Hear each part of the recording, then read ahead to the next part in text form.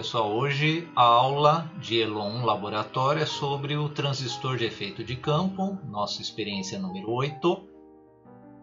Então nós vamos traçar curvas características de JFETs. Estou dando aqui como sugestão BF245 ou 2N3819. Então vocês vão traçar as curvas de transferência a partir dos valores aí que vocês vão medir, já vou falar isso no nosso roteiro. Vão determinar também a resistência do canal. Então, falando um pouquinho aqui do nosso transistor de efeito de campo, o nosso FET ou JFET, ele possui vantagens em relação ao transistor de junção bipolar. Então, uma delas é a parte de impedância de entrada muito alta, baixo ruído e alta estabilidade térmica. Então, são fatores aí importantes na escolha aí do transistor de efeito de campo. E o FET que a gente vai trabalhar hoje é o de canal N. Então eu vou aplicar aqui na minha porta para controlar a corrente do canal. Eu vou aplicar uma tensão negativa aqui, que vai ser o meu VGS. Então a minha tensão VGS, eu vou controlar aqui a corrente do meu canal, porque ele é canal tipo N. Então eu tenho aqui entre a fonte e a fuga, tenho aqui a minha porta, tenho aqui o canal, que é onde eu vou ter o controle de corrente, e vou fazer esse controle através da porta ou nosso gate. Aqui nós temos alguns dados aqui do BF245, que é um JFET também de 3 terminais, tem o dreno, a fonte gate dele. E aqui nós temos já valores característicos dele de VDS pelo ID. Para 1, 2, 3, 4, 5 VGS, que é justamente o que vocês vão fazer o levantamento hoje. Eu tenho uma tabela que já eu vou apresentar, onde vocês terão lá VGS de 0 até -4. E vocês vão levantar justamente os valores de ID, que lá eu chamo de IDS, em função do VDS. Então vai ser uma curva parecida com essa aqui. Então nós temos como montá-lo usando o Proteus. Então aqui é o circuito que foi dado no Proteus. Então no Proteus você já tem o BF245C. Então eu vou ter aqui a minha tensão VDS controlada através da minha fonte VD. Então uma fonte positiva de 12 volts. Tem um potenciômetro aqui de 10K, variando esse potenciômetro, vocês vão conseguir medir, variar a tensão VDS, tem um voltímetro aqui para fazer essa leitura aí dessa tensão. É como se estivesse tudo interligado aqui. E a gente precisa controlar a tensão da porta aqui, no nosso gate, que é o VGS, que vai ser a minha tensão negativa. Por isso que essa fonte, olha só pessoal, ela é -5. É negativa. Também temos aqui um potenciômetro onde eu vou ter aqui no meu VGS, através do voltímetro também, eu vou ter tensões que vão variar de 0 até o valor de -5 volts. -5. E eu vou medir a corrente IDS através de um miliamperímetro aqui. Então são os dados que a gente vai precisar colher para montar uma tabela e dessa tabela montar as curvas.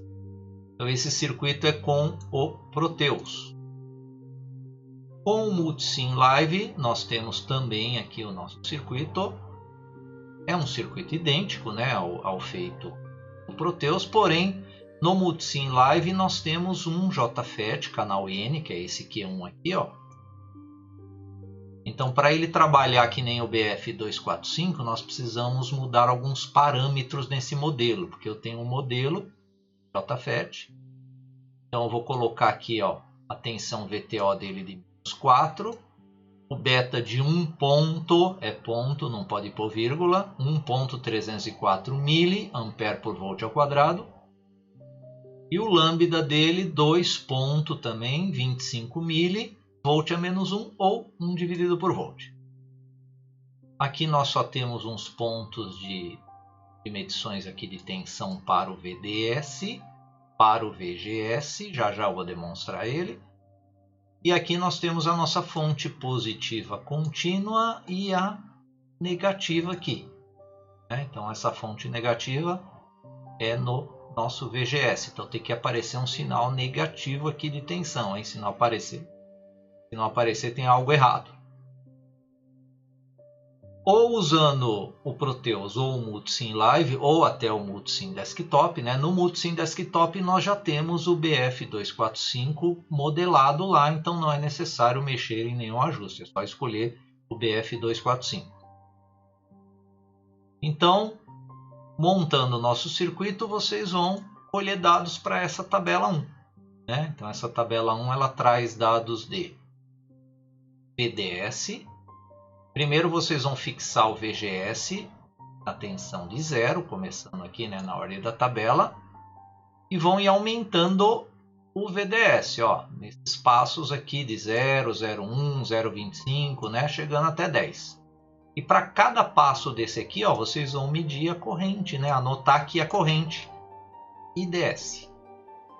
Então, vão anotando aqui as correntes IDS, conforme vocês vão aumentando o VDS e mantendo o VGS fixo. Depois vocês vão colocar no VGS menos 0,5. E vão também aumentando o VDS e anotando aqui os valores de correntes IDS. E vão fazer isso até o menos 4. Né? Então, ou seja, os VGS vão gerar curvas, né, em função de VDS pelo IDS. VDS por IDS, que é justamente o que nós temos nesse exemplo aqui, ó, tirado do datasheet. Para cada VGS, uma determinada curva, e ela muda a corrente ID em função do VDS.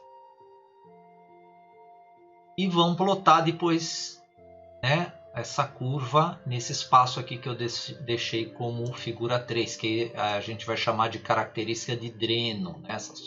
Essas curvas aqui com vários VGS, e no nosso caso nós temos aqui 1, 2, 3, 4, 5, 6 curvas, né? Vocês terão aqui 6 curvas.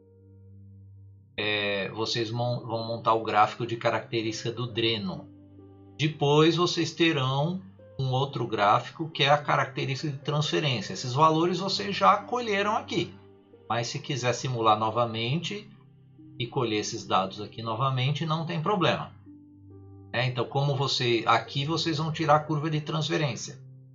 Então, a curva de transferência ela vai ter como eixos aí, ó, o ID pelo VGS. Então, como nós temos um JFET canal N, né, nós teremos aqui, ó, a tensão VGS, que vai ser esse eixo aqui, é negativo. A curva vai ter esse lado aqui. Então aqui vai ser o VGS e o ID na vertical. Também plotem esse gráfico aqui usando ó, o Excel ou um programa aí que vocês tiverem para plotar gráficos. Depois tem a etapa de medição de resistência do canal. Então aqui também tem o circuito do Proteus para medir a resistência do canal. E aqui tem do Multisim Live. Então vou falar aqui do Multisim Live, é o mesmo que vocês vão fazer lá com o Proteus. Lembrando que no Multisim Live temos que mudar aqui os parâmetros do modelo para o JFET canal N. E aí vocês vão trabalhar com a fonte VDD apenas e vocês vão trabalhar com 1 volt e depois com 2 volts. Só que em vez de chamar de VDS aqui, ó, estou chamando de VIN. Então, VIN está ligado aqui, passa por um resistor aqui de 10K. E é aqui que eu vou medir a tensão VDS. Então, ou seja, eu vou medir a queda de tensão nesse resistor R1, que é de 10K. Para 1 volt e para 2 volts. Vocês vão medir essa queda de tensão, que a gente está chamando ela de VDS. Que é justamente essa tabela aqui. Ó, o VIN1 e o VIN2. Aí vocês vão medir os VDS em função do VIN de 1 volt e de 2. E vão calcular o RDS. Como é que calcula o RDS? Está aqui a fórmula, que é a resistência do canal. Vamos calcular a resistência do canal, que é o valor do R1, que no nosso caso é 10K, vezes o valor do VDS, divide pelo Vin menos VDS, que é a queda de tensão em cima do resistor. Depois, para concluir, nós temos aqui duas questões e a parte de conclusão. Duas questões para responder e a conclusão. E fazendo uma demonstraçãozinha rápida aqui, ó, no Multisim Live. Então nós temos aqui aquele nosso circuito montado no Multisim Live. Se eu selecionar aqui, ó, o nosso Q1, aqui do lado direito aparece aqueles parâmetros, ó, de VTO, beta e lambda, já configurados com aqueles valores. E vamos começar aqui uma simulação nele, ó. Eu vou colocar, vamos mudar aqui uns parâmetros dele, ó. O VDD eu vou colocar 0, vamos começar tudo do zero aqui, ó, e o VGG 0 também, tá? Então observem que a corrente, ó, é uma corrente elevada a menos 25, é zero isso aqui, basicamente zero.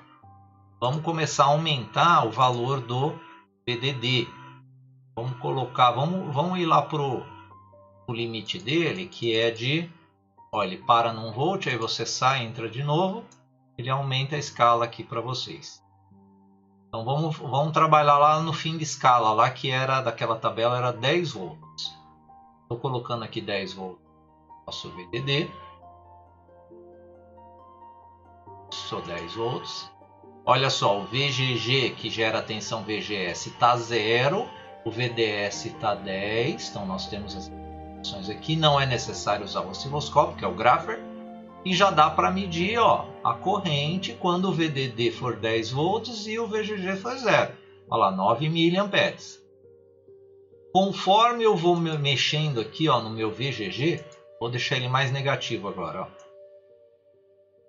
Então observem que a indicação aqui, ó, do VGS ela é negativa, ó, 145 mV. Vamos colocar aqui, ó, que eu tenho menos 1. Menos 1, vamos aumentar mais essa tensão aí. Negativo, ó. Vamos ver qual é a tensão que vai zerar a minha corrente DS aqui.